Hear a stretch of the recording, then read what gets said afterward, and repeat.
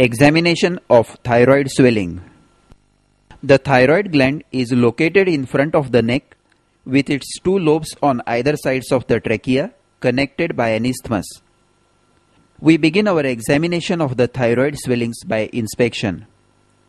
For inspection, make the patient sit on a stool with the neck slightly hyperextended and inspect the thyroid from the front.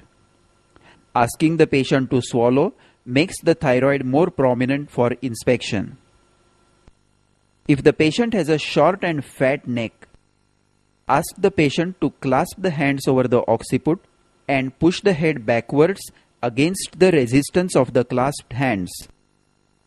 This is the Pizzillo's method to make the thyroid more prominent for inspection.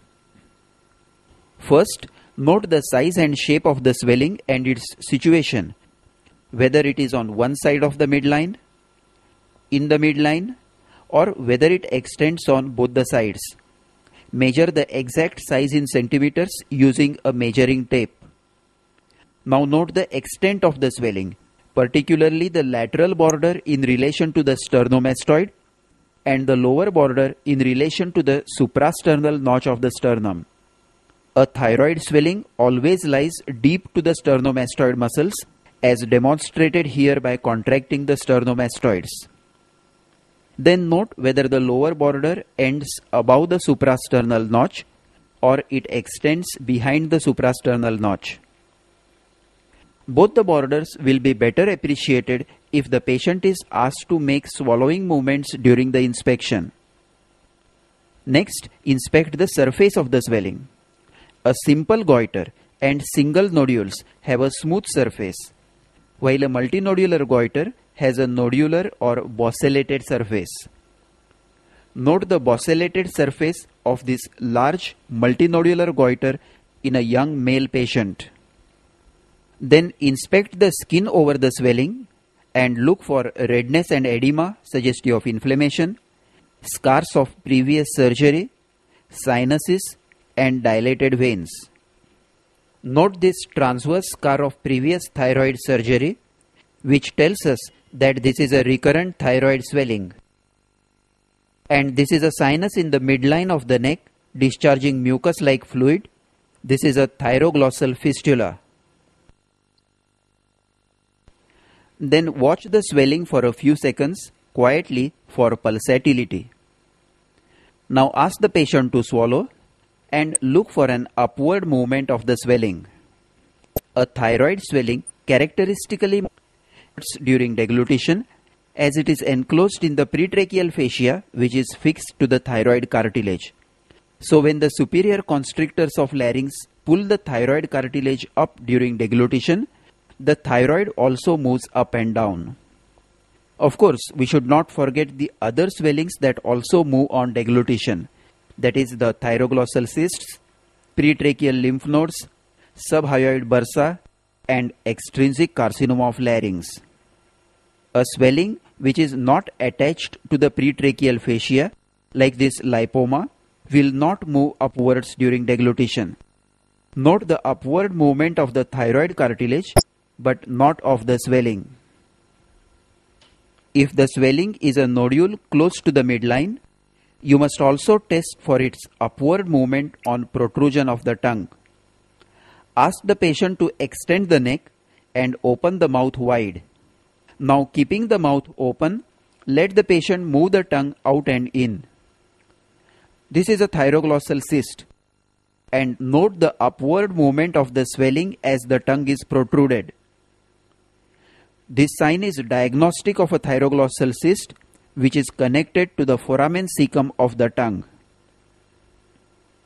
A thyroglossal fistula also moves upwards on protrusion of the tongue, as the fistula is connected to the foramen cecum. And of course, it also moves up with deglutition. To revise, on inspection, first note the size and shape of the swelling, its location, and its borders in relation to the sternomastoid and the suprasternal notch. Then inspect the surface, whether smooth, nodular, or bossellated. Then inspect the skin over the swelling for redness and edema, scars and sinuses and dilated veins. Look for any visible pulsations in the swelling. Then ask the patient to swallow and look for an upward movement of the swelling during deglutition. And lastly, if the swelling is close to the midline, look for an upward movement of the swelling on protruding the tongue. Now let us proceed to palpation. After completing inspection, let the patient be in the same position sitting with neck extended and test the temperature of the swelling with the back of the fingers and then look for tenderness. Then stand behind the patient, place the hands around the neck with the thumbs over the occiput and tips of the other fingers over the front of the neck. This is the standard method for palpation of the thyroid gland. The flexion of the neck can be adjusted by the grip between the thumbs over the occiput and the index fingers under the chin. Now keep the neck slightly flexed to relax the deep cervical fascia and ask the patient to make a swallowing movement as you are palpating. As the thyroid moves up and down, the lower border can be appreciated better and nodules, if present, can be felt more easily. Then palpate the anterior surfaces of the lobes, one at a time, inclining the head to the side being examined to relax the overlying sternomastoid muscle. For example, to examine the right lobe, flex the neck slightly to the right, support the thyroid firmly with the left hand, and then palpate with the right hand. Note the consistency, surface and borders carefully. Palpate the tracheal rings in the suprasternal notch, that is, below the lower border of the isthmus. If they are not felt, a retrosternal extension should be suspected. Now stand in front of the patient, extend the neck slightly and palpate by Lahaye's method for deep or posteromedial surface of the gland. To palpate the left lobe, push the thyroid gland to the left by your left hand so that the left lobe is pushed out of the tracheoesophageal groove, and then with the right hand palpate the posterior surface for nodules. Then repeat the procedure on the right side. Next, with the patient in the same position, keep a thumb over the lobe to be examined and ask the patient to swallow. Feel for small nodules on the surface as the gland moves up and down. This is Kreil's method of palpation for small nodules. During palpation, first you should determine whether the entire thyroid gland is enlarged, or is it an affection of only one lobe, or is it a single nodule. If an entire gland or an entire lobe is palpable, note its surface whether it is smooth or bossellated, and its consistency whether it is uniform or variable, soft, firm or hard. Colloid goiters are soft, multinodular goiters are firm, and carcinoma and Riedel's thyroiditis are hard to feel. Secondly, palpate the lower border very carefully during deglutition to determine the presence of a retrosternal extension. Palpation of tracheal rings above the suprasternal notch rules out a retrosternal extension. If it is a single nodule, note its position in the thyroid lobe or isthmus. Note its shape, measure its size, and feel the consistency. A paradox about the consistency of thyroid nodule should be noted and remembered here, that a cyst in thyroid feels firm, while a solid swelling, that is adenoma, feels soft. Because adenomas, being highly cellular, are soft, while cysts with fluid under tension feel firm as compared to the normally soft thyroid. After palpating the nodule, try to palpate the rest of the thyroid gland. Normally it is not palpable. A normal thyroid gland is not felt on palpation. Only its isthmus can be felt over the second, third and fourth tracheal rings. So if along with a single nodule, like this nodule on the isthmus, the rest of the thyroid gland is palpable, clinically it is considered as a multinodular goiter with a single large nodule. But if the rest of the gland is not palpable, as in this case, then it is considered as a solitary nodule. Now keep your hand very gently over the upper pole of each side and try to feel for a palpable thrill. Thrill over the upper pole, akin to the feel of purring of a cat, is diagnostic of a primary toxic goiter. Next, pinch the skin over the swelling to look for fixity to skin and test the mobility of the swelling in vertical and horizontal directions. Fixity in any direction suggests malignant infiltration or thyroiditis. Now palpate for the trachea and carotid pulsations. To palpate the trachea, first note the position of the larynx and palpate the trachea downwards. In this unilateral left-sided goiter, the trachea can be felt along its length and its displacement to the opposite side can be easily appreciated. In a bilateral goiter, the trachea may be difficult to feel. So note the position of the larynx and the position of the trachea over the suprasternal notch to get an approximate idea of the position of the trachea. Then perform the Cocker's test to rule out tracheal narrowing. Ask the patient to extend the neck and take heavy, deep breaths through open mouth. Now compress the swelling from both the sides. Appearance of stridor on slight compression of the lateral lobes indicates narrowing of the trachea, and this is a positive Cocker's test. Listen to the stridor on compression of the lateral lobes.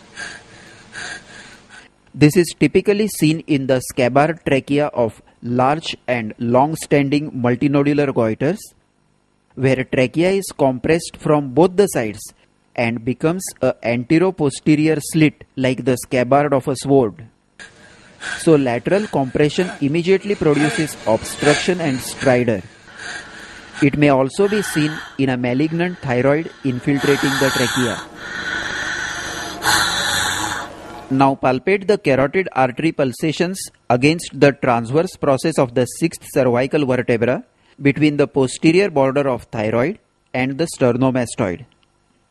In a unilateral goiter, first palpate the normal side for normal feel of the carotid pulsation and then compare it with the affected side. If the goiter is large, the carotid sheath will be pushed backwards, but the pulsations will always be well felt in spite of the backward displacement in a benign goiter. But in a malignant goiter, the carotid pulsations may be felt weak or obliterated due to malignant infiltration of the carotid sheath. This is a positive Berry's sign, that is, obliteration of carotid pulsation in malignant thyroid. To revise, we palpate by the standard method, Lahaye's method and Kreil's method. Note on palpation the exact size and shape of the swelling and identify its borders. In particular, palpate the tracheal rings in the suprasternal notch to identify a retrosternal extension if any. Then note the surface and the consistency of the swelling and palpate carefully by Lahaye's method and Kreil's method for small nodules within the gland. In case of a single nodule, note whether the rest of the gland is palpable. Now look for a palpable thrill over the upper pole and for fixity to skin or deeper structures. Lastly, palpate the trachea and the carotids. Trace the trachea, look for deviation from the midline, and if goiter is large or bilateral, perform the Cocker's test. Lastly, palpate the carotids behind the posterior border of the swelling. Now let us proceed to percussion and auscultation. Percuss directly over the manubrium sterni or use a heavy percussion stroke. Normally the note is resonant due to air in the trachea behind the manubrium sterni. If the percussion note is dull, suspect a retrosternal extension of thyroid which descends between the trachea and the sternum and comes to lie between the manubrium sterni and the air column. Auscultation. Auscultate over the swelling, paying more attention at the upper poles for a systolic bruit. Bruit is diagnostic of primary toxic goiter and is due to markedly increased vascularity of the gland. Having completed the examination of the swelling and concluded that it is a thyroid swelling, now you should look specifically for signs of thyrotoxicosis, signs of myxedema, signs of retrosternal extension, and signs of metastasis. Signs of thyrotoxicosis. First, let us look for the eye signs.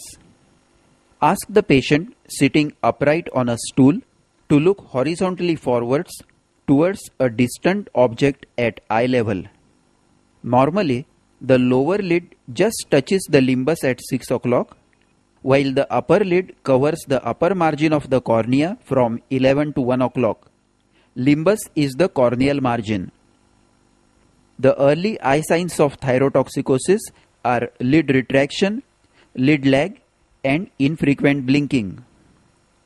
The earliest eye sign to appear is the lid retraction with resultant widening of the palpebral fissure, also termed as Dalrymple's sign. Note here the lid retraction which is more prominent in the left eye. The upper lid is retracted due to tonic contraction of the involuntary part of the levator palpebrae superioris, thereby exposing a strip of white sclera above the superior limbus. This results in a typical staring and frightened look of a thyrotoxic patient. This is associated with infrequent and incomplete blinking of the eyes, termed as Stelzach's sign. Note how infrequently the patient blinks, and when she blinks, it is only partial. Now test for lid lag or von Graff's sign. With the left hand, fix the patient's head to prevent neck flexion or extension. Hold your right index finger in front of the patient's eye at a distance of 40 centimeters and asking the patient to follow the finger, move it upwards and downwards. When the patient looks downwards, the upper lid lags behind and a larger portion of the white sclera is exposed on looking down. This is a positive von Graff's sign. With further progress of thyrotoxicosis, there is actual bulging of the eyeballs due to retroorbital edema and fat deposition. This is termed as exophthalmos. Ask the patient to stare horizontally forwards, and a strip of white sclera is visible between the inferior limbus and the lower eyelid. This has nothing to do with the upper lid retraction, and it is due to actual forward bulging of the eyeball, that is exophthalmos. Now to note the amount or degree of exophthalmos, examine the eyes by Nafziger's method. Stand behind the patient, tilt the head of the patient backwards to observe the eyes in supraorbital plane. The actual protrusion of the eyeballs beyond the supraorbital ridges can be appreciated in this position. Normally, the eyes do not project beyond the supraorbital ridges. Now ask the patient to look upwards with head tilted slightly downwards. Look for the transverse wrinkles over the forehead which are seen in a normal individual in this position. Absence of wrinkling of forehead in thyrotoxicosis is positive Geoffroy's sign. If the exophthalmos is limited to one eye, it has to be differentiated from proptosis due to an intraorbital mass. Ask the patient to look downwards and evert the upper eyelid. The eversion is difficult or impossible in exophthalmos due to thyrotoxicosis, while in a case of intraorbital mass, eversion is possible even with very marked proptosis. This is the Gifford sign. Now test convergence by holding your finger at a distance of 1 meter from the eyes and asking the patient to stare at it. Now bring it slowly towards the midpoint between the eyebrows. The patient cannot converge the eyes in exophthalmos. This is a positive Mobius sign. Convergence is slow, jerky and incomplete. With progressive exophthalmos, there is further bulging of the eyeballs with conjunctival congestion and edema. In a later stage, there are corneal ulcers, diminished vision and ophthalmoplegia or restriction of the eyeball movements. To revise, look for lid retraction, lid lag and infrequent blinking. Look for actual exophthalmos by Napziger's method and visibility of sclera beneath the inferior limbus. Then look for wrinkling of forehead, that is Geoffroy sign, and test convergence, that is Mobius sign. We are examining for the signs of thyrotoxicosis, and we have now studied the eye signs in thyrotoxicosis. Next, look for fine tremors of outstretched hands and protruded tongue. Ask the patient to stretch out the arms with slight fanning of the fingers. Thyrotoxic patients will always show a fine tremor of the fingers. This is another patient with a thyroid enlargement. Note the fine tremor of the fingers of the outstretched hands, suggesting thyrotoxicosis. Another method to demonstrate tremors is to keep a piece of paper over the outstretched fingers. The vibrations of the paper are more easily appreciated. Then ask the patient to open the mouth fully and put out the tongue straight for 15 to 30 seconds. The tongue should not touch the teeth. Look for frank tremors or in mild cases fine fibrillary twitchings. Note again the tremors of the protruded tongue in thyrotoxicosis. Next, feel the radial pulse. Tachycardia and bounding pulse are characteristic of thyrotoxicosis. However, pulse rate may increase further due to anxiety which is associated with thyrotoxicosis. So, to judge the degree of thyrotoxicosis, you must count the sleeping pulse rate, which is counted early morning around 4 am, that is before the patient wakes up, without disturbing the sleep. A fast and irregular pulse may suggest atrial fibrillation. Now feel the palms and feet of the patient. In thyrotoxicosis, they are warm and moist, and the legs may show pretibial myxedema with thickened hyperpigmented skin and coarse hair. Lastly, another characteristic sign of thyrotoxicosis has already been studied by us during the examination of the goiter, that is, the palpable thyroid thrill and thyroid bruit on auscultation. Let us remember here that in primary thyrotoxicosis, the eye signs and tremors are more prominent, while in secondary thyrotoxicosis, cardiac signs are more prominent with tachycardia, cardiomegaly, atrial fibrillation or congestive cardiac failure. In secondary thyrotoxicosis, the tremors are less prominent and eye signs and exophthalmos are not seen. Signs of myxedema. If there are no signs of thyrotoxicosis, look for signs of myxedema. Is the voice hoarse? Is there edema of the face and legs? Does the patient feel lethargic? And look for the diagnostic clinical sign, that is delayed relaxation of the deep reflexes. Test the ankle jerk and the knee jerk. Note the typical myxedema faces with edema and dry, coarse skin, and listen to the characteristic slow, hoarse voice. Now note the slow relaxation phase of this ankle jerk. The muscle contracts briskly as usual and then relaxes slowly. In this early case, note the slightly delayed relaxation phase of the ankle jerk. Now we look for the signs of retrosternal extension. Inspect the upper chest, neck and face for dilated veins, congestion and puffiness, which result from pressure on the internal jugular veins at the thoracic inlet. Palpate the tracheal rings in the suprasternal notch. inability to palpate the rings suggests a retrosternal goiter. Then percus over the manubrium sterni. A dull note instead of normal resonant note suggests the presence of a retrosternal goiter.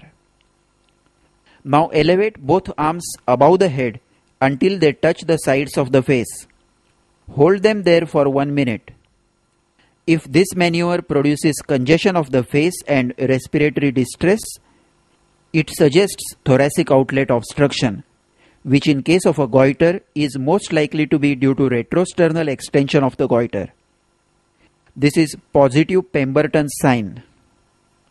Lastly, look for Horner's syndrome, which can occur in a retrosternal goiter or in a malignant goiter affecting the cervical sympathetic nerve. The features of Horner's syndrome are ptosis with constricted pupil and enophthalmos in the eye of the affected side. The ciliospinal reflex is lost, and there is anhidrosis or loss of sweating on the affected side of the face. Lastly, look for the evidence of metastasis meticulously if carcinoma is suspected. Palpate the neck on both sides for enlarged, hard lymph nodes. Palpate the entire skull surface for hard nodules. Look for bony deformity or tenderness in long bones. Examine the abdomen for nodular liver and ascites. And examine the chest for signs of effusion and consolidation. This concludes the clinical examination of a case of thyroid swelling.